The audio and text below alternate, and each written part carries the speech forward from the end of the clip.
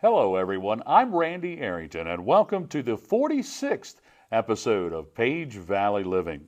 We're here today at the American Legion, post number 22 in Luray, where hundreds of meals are going to be served next Thursday on Thanksgiving Day as part of the 24th annual Free Thanksgiving Day dinner. We'll be talking with Terri Mayes, who is helping organize the event and carrying out the mission of the late minister Debbie Spinner, who organized the first free community meal on Thanksgiving Day back in the Page Valley on November the 23rd back in 2000. The inaugural event took place at the VFW post, but now it's moved over here to the American Legion building that sits just adjacent to Innlawn Park. And we're going to get all the details about this community event coming up in just a moment, but first, let's hear a word from our sponsor. At Luray Caverns, you can hear music of symphonic quality from ancient stone formations on the great stalacpipe organ, the largest musical instrument in the world, only at Luray Caverns. Visit them online at luraycaverns.com to plan your trip today. Episode 46 of Page Valley Living is being recorded on Monday, November the 18th, and will first air on YouTube and on our website, pagevalleynews.com, on Wednesday, November the 20th. Once again, we're going to be talking with Terri Mayes right here, who's helping organize the 24th annual Free Thanksgiving Day meal. We'll learn about all the details, how you can donate, how you can volunteer, how you can be involved, or just simply how you can get a meal. We'll be going over all those details in just a moment when we come back. But first, let's check out this week's headlines. And now looking back on the week that was in the Page Valley. On Monday night, by a 3-2 vote, the Page County Board of Supervisors approved an application by Brookside Restaurant and Gift Shop Incorporated to operate a recovery treatment center at the site on Route 211 east of Luray. The treatment center will be operated by Cox Property Management, who is under contract to purchase the property from C.C. Castle. The center will be licensed for 41 occupants and a staff of 10. During the public hearing on Monday night, 17 speakers addressed the supervisors, with 14 in support of the project, citing the need for a drug treatment center in the area. All three speakers who spoke against the project were nearby landowners, all in the same family. While 3 new short-term rentals were approved last week by the Luray Council, the group also adopted a housing affordability resolution that outlines housing needs and goals in the town, such as closely monitoring short-term rentals, as also protecting neighborhoods and certain zoning changes that may address these issues. During their monthly council meeting last Wednesday, the Stanley Council introduced a new police officer, Sarah Reed, who is serving as the school resource officer at Stanley Elementary, while the prior officer is on maternity leave. And finally in the news, if you're planning for upcoming Christmas parades, the Stanley Christmas Parade with a theme of Christmas jingles will be held on Main Street on Saturday, December 7th, and the Luray Christmas Parade with a theme of Christmas movie memories will cruise down Main Street on Thursday, December the 12th. In the world of sports, on Saturday, 16 local runners competed in the Class II state cross-country meet held at Virginia Tech. Luray senior Anna Wood won all-state honors by placing 9th in the girls' race, while Page County's Aaron Hensley placed 11th in the boys' division. Luray's Davy Johnson was the only other local runner inside of the top 20 as he came in 18th. Luray girls' cross-country team placed 5th as a team at the state meet, while the Luray boys' team finished in 9th. Congratulations goes out to LHS senior Timmy McClung, who was chosen as a second-team All-District offensive lineman in the Bull Run District, while junior Kason Bryant was named a second-team running back in football. On defense, Luray sophomore Trey Guzzi earned a second-team honor as a linebacker, and on special teams, Page County senior Ace Campbell was selected as a second-team kick returner, while Luray senior Jacob Choate was chosen as a second-team punter. Luray High School's Reese Fitton earned second-team All-Region honors in volleyball. The junior earned first-team honors in the Bull Run District and was the only local volleyball player selected for the All-Region squad. And now looking ahead at the weekend in the Page Valley. On Friday, November 22nd from 7 to 9 p.m., Rich Follet will be performing at Skyline Resort in Shenandoah National Park. Saturday, November 23rd, it's the annual Turkey Trot along the Greenway in Luray, hosted by the Page Alliance for Community Action. The 1K starts at 9:30 a.m., the 5K at 10 a.m. Registration closes at 9. Turkey Trot begins and ends at the Mechanic Street parking lot on the Greenway. And then also from 1 to 3 p.m. on Saturday, the Cooters Garage Band will be performing at Cooters in the Valley. And from 7 to 9 p.m., it's the Davis Bradley Bluegrass. Davis Bradley Bluegrass. There we go. Performing at Skyland Resort in Shenandoah National Park. On Sunday, November 24th, from 2 to 4 p.m., bluegrass music out at Cooters in the Valley on Route 211, west of Luray. And that's the headlines from the past week in the Page Valley. And we're back here inside the American Legion building here in Luray at Post 22 with Terri Mayes. Terri, thanks so much for taking some time to talk with us today. Thank you for having me. I'm looking forward to our conversation. Absolutely. And we're going to be talking about something that has been going on in the Page Valley here in the Luray community, but for the entire county, entire community for almost a quarter of a century. But just before we get into the event, we probably need to know a little bit more about who we're talking to. Maybe for the folks who don't know you, they might have remember you as the head of nursing at Page Memorial Hospital for a number of years. What are you doing these days? So actually now I am working for a home health agency called First Choice out of Harrisonburg, Virginia, but still remaining local in that the majority of my patients are still in Page County and a couple over in Rockingham County. But still doing healthcare, still doing nursing, and still loving what I do. Wonderful, wonderful. Well, now, I know you've been involved with this event, and it is the 24th, as we said earlier, the 24th annual Free Thanksgiving Day Dinner. And, of course, we're going to talk in just a moment about the founder of this event, the late Minister Debbie Spinner, who was a minister here in Luray in the area. But now you first got involved delivering meals, is that right? Maybe Yes. at the very beginning, I think you told me. Yes, I was here for the very first event in 2000. Okay. But my role then was more in the delivery aspect of it because I was a home health director at the time. And I knew of a lot of patients and individuals in our community that weren't able to get out to go to a meal and weren't in a situation where they could either afford a meal or they weren't able to prepare a meal. Okay. And so knowing that there was such a great need in our community, from the very start, we designed a program that would not only feed the community for those that could get to the site, but also to feed those that were shut in, lacked transportation, just for whatever reason weren't able to get out and enjoy a meal. And did you know Debbie Spinner prior to Oh, that? yes. Did you know her prior to that? Yes. You did? Okay. Debbie and I have been friends for over 30 years. Oh, wow. At this point, it would have been 30 years ago. But at that point, we had been friends for more than 5 years. Okay. And so she shared her vision for feeding our community. And when I talked to her about the needs out there in the community that could not be met within at a physical site, we merged the two, and that's how we came up with the version that you now see that feeds people on site, carry out, and delivery. Hundreds of people, and we're going to talk about those numbers in just a moment. But let's keep the conversation on Debbie for a second. You know, I met her a few times. I did not know her real well, but how would you describe her to someone who had never met her? Wow. That's hard because she was one of those rare individuals that if you met her, you didn't forget her. Yeah. She had a really big, bold personality and an even bigger heart. Yes. She really, really cared about people. And her heart was especially in tune to those who might not have food. Because Debbie, as a child, grew up as the daughter of a single mother. Back in the day when there weren't a lot of social support programs, so there wasn't help for feeding your children, and her mother would go to work 2 jobs, and Debbie would be at home, and as the eldest of the 8, would be tasked with feeding the other 7. And she told me of times where she would go to a refrigerator and there would be nothing but a pitcher of ice water.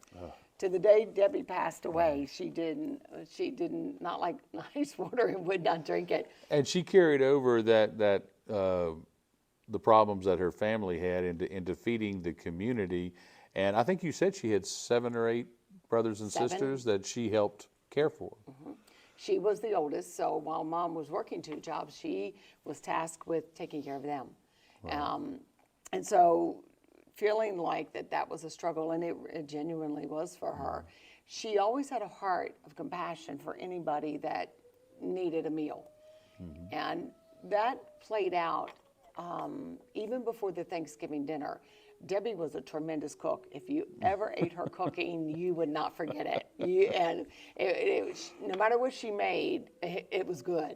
But when she would become aware of individuals within our community that may not be able to provide for their family a good meal at Thanksgiving, she would take it upon herself to fix a complete meal.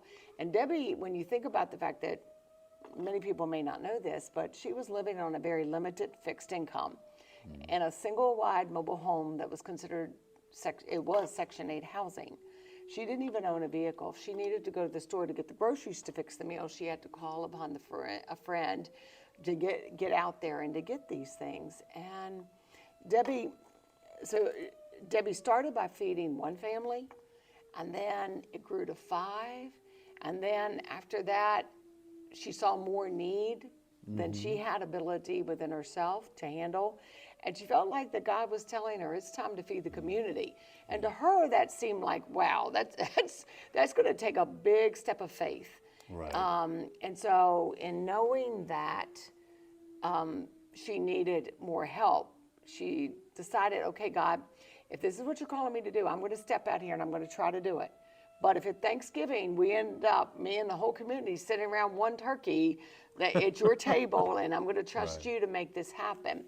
And we have countless stories from then until now of times that we were right down to the wire, but the food has always, 100% of the time, came through. The resources have come through, and we have never, ever turned away a person and not failed to have access to where we could bless other community organizations that also care for our community, as in like the homeless shelter and Page One and other places that we've been able to donate to. And this has grown now to last year, correct me if I'm wrong, you all served over 800 meals. Yes. I believe that's correct. And I saw on a little PowerPoint presentation about this event that, all right, so from 2000, we said that the first one was on November 23rd, 2000, up until 2019 or so, Debbie was involved, and I believe she pass in 2020? She passed in 21. 21. So she was involved in 2020. It was the only year that we weren't able to hold an event, and that was because the country was still kind of on lockdown. In the pandemic, yeah. So we were in the pandemic, and we could have a gathering, but it would have been so limited. And who do you turn away? But you all did deliveries that year, I believe, No, didn't you? not. That's the only year we weren't able to do anything. Do anything, So okay. in 2021, Debbie passed away in April of that year. Okay. And that's when we have a core group that have been here for quite a number of years, continuing and supporting Debbie and supporting the event. And they really wanted to keep it going. So we decided to open back up in November of 21 after Debbie's death. It was a way to recognize Debbie's contribution to our community and to carry on her legacy. And so in November of 2021, we did open up and we did allow, it was for carry out and pick up only. So it was delivery or carry out. Right. So we weren't doing a dine-in. By 2022, we were back to dine-in, carry out, or delivery. Now, I noticed that for 2023, or maybe it was for 2024, it said something about Thanksgiving meal 2.0.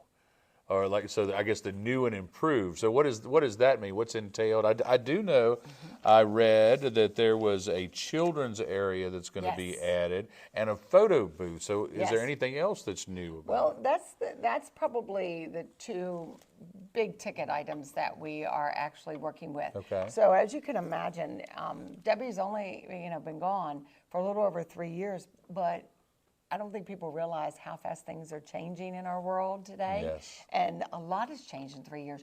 People weren't using photo booths routinely in Right. 2000 and Right. in 2000. Right. And so the photo booth is new, and that came out of a discussion about the fact that we see more people bringing their entire family here. Yeah. And we know that Thanksgiving is a time for families. Yes. And so if you have your whole family together, most of us want to take a picture of it because we don't know when Absolutely. it'll happen again. Right. So we thought, this is something we can do that won't cost a lot of money. It should be fun. Allows people to take pictures with their phone and to take them home and enjoy them and share them with their family. The Children's Corner is because we have a number of people that we have people that homeschool that wanted to bring their children so that they can learn how to serve. We have Okay. Schools, children from the local schools that come to to participate in community service. And so if they're going to be here the whole event, there's times that we're really rushed and moving quickly, and there's other times where there's a lull. Sure. So the Children's Corner allows for a fun distraction for those downtimes where there's a lull. Very good. Now, how many volunteers does it take to pull this off? I mean, if you're feeding 800 people and we're delivering meals and we're cooking and we're setting up and we're cleaning up, how many volunteers? That's a really good question. And I can honestly say I don't have the answer. And primarily because we have volunteers that come and go in shifts. We have some people that volunteer to cook, and they may be here for part of a shift, and others that may stay the entire shift. We have people that volunteer to come help us get ready for those home deliveries. Those go out first in the morning. Our goal is to start cooking and to have our first home delivery meals ready at 10 a.m. All of them out the door by 10:30, so that we can open up at 11 a.m. Okay. for those that are coming to dine in and carry out. Okay. So, and this is what seems kind of hard to believe, because with so much of our world being based in science and statistics and data, Right. ours is not that refined, but we always manage to have it done efficiently, on time, and we've even had people from out of state. And believe it or not, that's the newer phenomenon that we're noticing with Page County being a site for tourism, especially with our vacation rentals. Right. We have had people that have reached out to contact us to ask about donating before they make a decision to rent their vacation rental. Oh, wow. Because we had one year, it was the year before last, we had parents from Maine, daughter from living in California, son in D.C., they all converged in Page County and came here to help us Oh, wow. with the Thanksgiving dinner. But they said wherever we go, we base our decision in part on, is there a place so we can volunteer before we have our own family Thanksgiving dinner. Wow. Now, that's So, amazing. That's an yes, amazing it story. is. And what they've told us is that yours is the most efficient organization that we've seen. Wow. But what I would tell you, that those of us, and I think all of my colleagues would share in my saying this, is that it's not anything we do. It is nothing but the grace of God that enables us to pull this off the way we do, because we normally have several hundred to-go meals going out the door. Wow. And we don't have but about 6 to 8 core volunteers. The rest of them are different. Many of them, majority of them, are different from year to year. Wow. So we'll have people sign up and this year and not return next year or even the year after. We only have about 6 to 8 that we know will be here every year. Okay. And it takes, I would say we were probably in the counting our delivery drivers, I would say that we usually have about 60 at an event Wow. in different roles, coming and going. Wow. That's a lot of people to coordinate. It is. Well, let's see if we can get you some in the door here, because there's several ways you can get involved out there, folks. If you're hearing about this, the 24th annual free Thanksgiving Day dinner, they need volunteers even before the day of the event to help bake or carve turkeys at your home on the 26th and 27th, which would be Tuesday and Wednesday. Then on Wednesday the 27th from 8 a.m. to 12, they're looking for volunteers to help assist with setup here at the event site at the American Legion building. On the 28th, the day of, 9 to 4, they need folks to cook, to package meals, to serve, to deliver meals to the homebound, and assist with cleanup. Now, if you're looking to donate food, and you jump in here anytime, I'm going to see if there's anything else that we need to add to this list. We've got turkeys, hams, rolls, canned sodas, canned green beans, instant mashed potatoes, cakes, pies, cookies, and bottled water. If you want to donate, these are the items. Now, if someone is hearing this on Wednesday the 20th, and they say, okay, I'll go to this grocery store and I'll spend $50 or I'll spend $100 to get some items for this event. What do they do? Where do they take it? Who do they talk to? So Mary and Jeff Turner, they are at the Page One Boutique.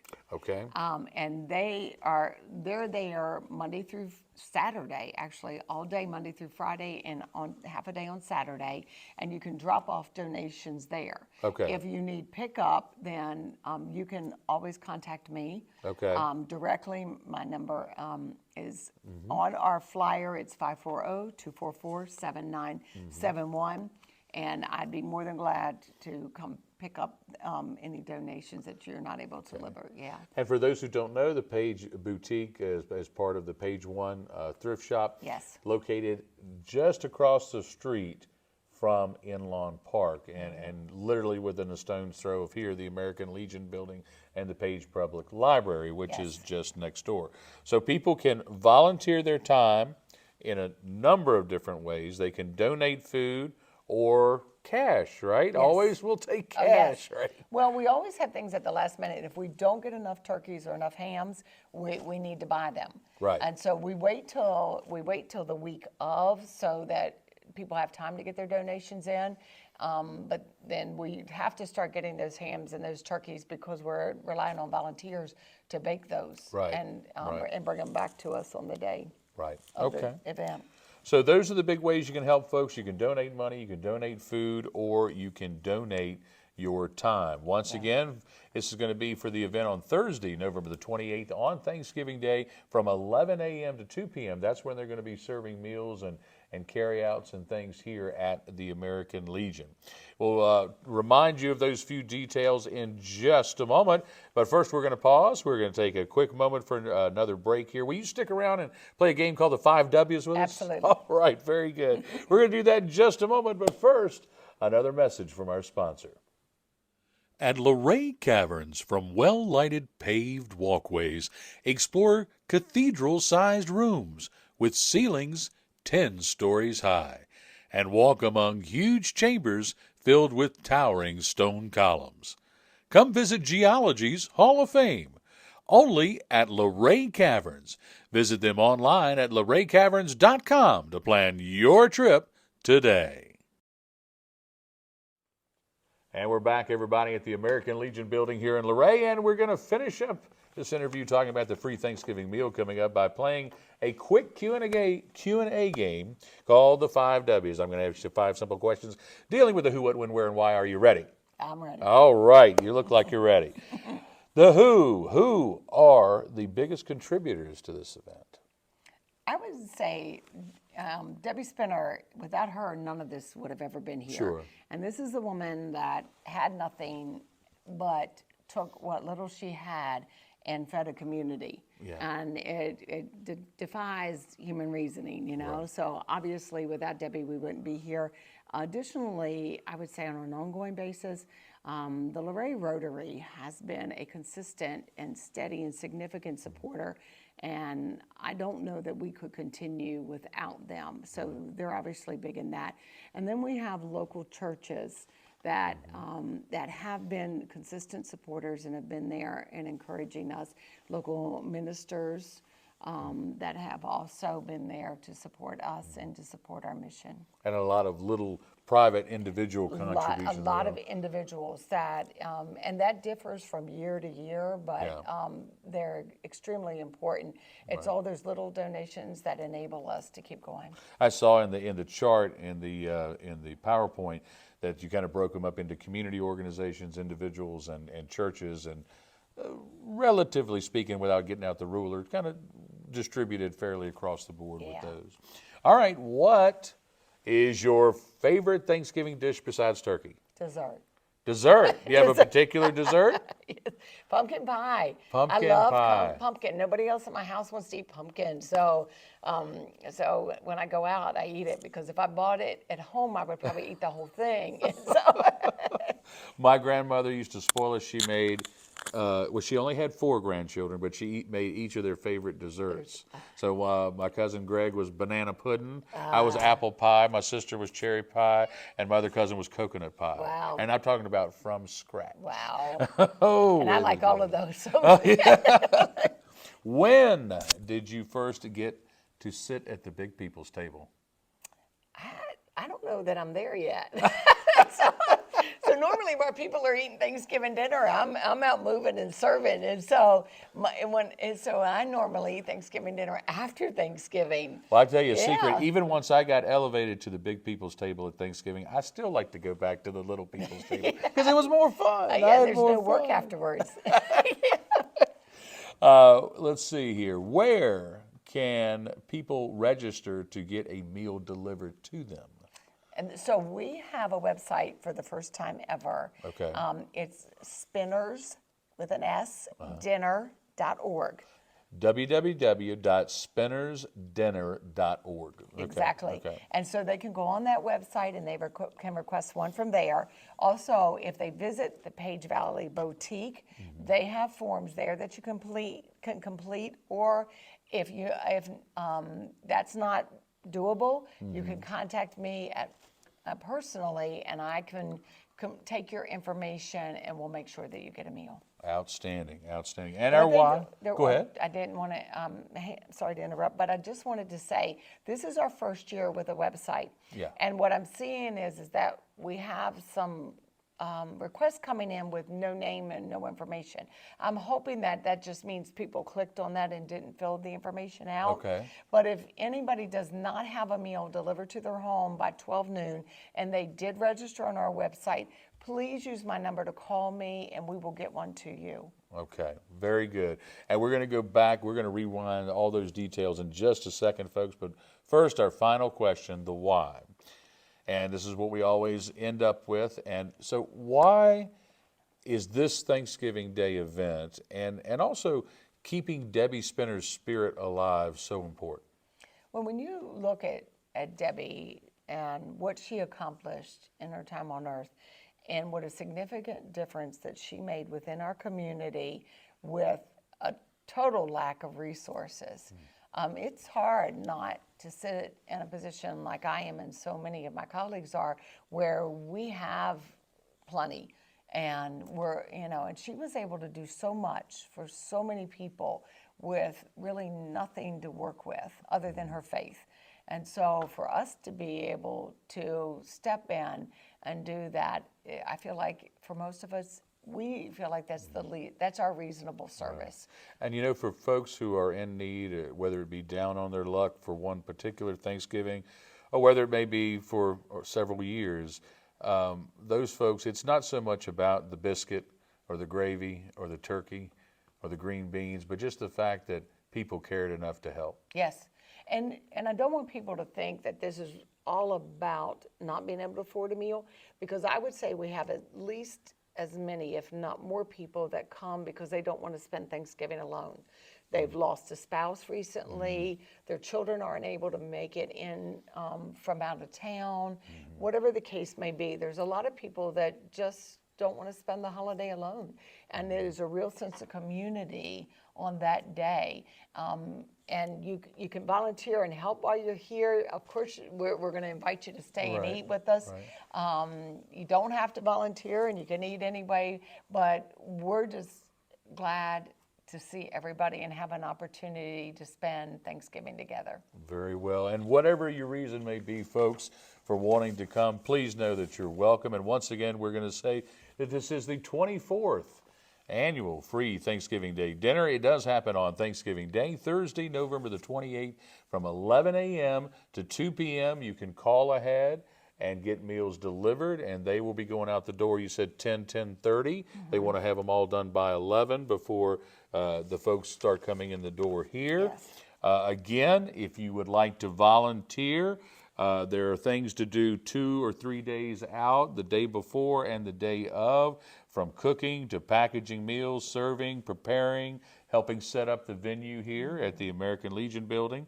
If you're looking to maybe go in the grocery store, get a few extra items in the basket for this event, you can get turkeys, hams, rolls, canned sodas, canned green beans, instant mashed potatoes, cakes, pies, cookies, or bottled water, and you can drop those off at the Page One Boutique, which sits just across the street from Innlawn Park, just a stone's throw from here at the American Legion and the Page Public Library as well. And also, of course, you can volunteer your time as well.